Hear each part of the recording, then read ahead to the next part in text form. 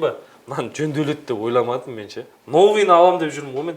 Братан, жөн дейміз ғой. Уайымдамасаңшы. Мынау дайын айтпақшы, алып кете береміз.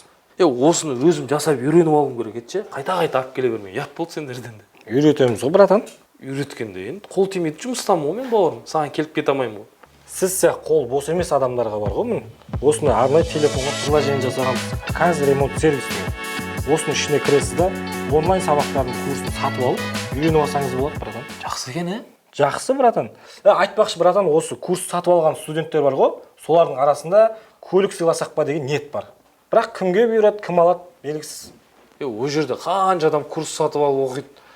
Мыңдаған адам ішінен біреу болмайсың ғой, мына ұтыласың ғой жерде. Братан, өз жерден ұтпасаңыз, басқа жағынан ұтып тұрсыз ғой сіз. Мынаны жөндеуді үйреніп аласыз. Холодильник, кондиционер кете береді. Бізге келіп әуре болмайсыз да, өзіңіздің үйіңізді жөндей бересіз, болды.